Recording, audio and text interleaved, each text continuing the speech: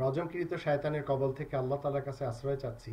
সম্মানিত দর্শকবৃন্দ, আপনাদের সকলকে জানাই সালাম আলাইকুম। আয়না দেখার অভ্যাস কেন করতে হবে?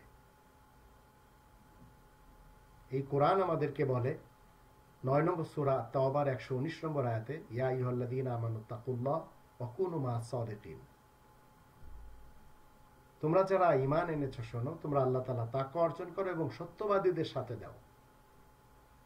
4 নম্বর সূরা আন-নিসা এর 35 নম্বর আয়াতে আল্লাহ তাআলা বলে দিয়েছেন সকলের সাথে ভালো ব্যবহার দিতে হবে। একজন মানুষ যদি ভদ্র হতে চায়, তাহলে ভদ্র হতে হলে সভ্যদের সাথে থাকতে হয়, আর তাদের আচরণের অনুশীলনী করতে হয়। কিন্তু অহংকারী আর চাতুরী নেতা যারা রয়েছে, দুর্নীতিবাজ, দুষ্কৃতিকারী, ভ্রষ্টাচার, নৈরাজ্য সৃষ্টিকারী যে সমস্ত নেতা, নেত্রী এবং কর্মী রয়েছে, ওদের থেকে বাঁচতে হয়। তাই আপনি যখন আয়না দেখবেন, আয়না আপনাকে বলে দেবে আপনার শরীরে কোথাও কোনো সমস্যা আছে কিনা, কোথাও কোনো কিছু লেগে গেছে কিনা।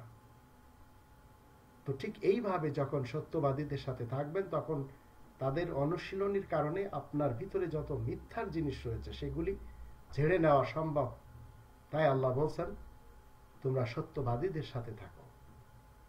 এই জন্য আসুন আমরা সত্যবাদীদের সাথে থেকে অন্তত সত্যবাদীদের আয়না সেটি দেখার অভ্যাস করে নিই।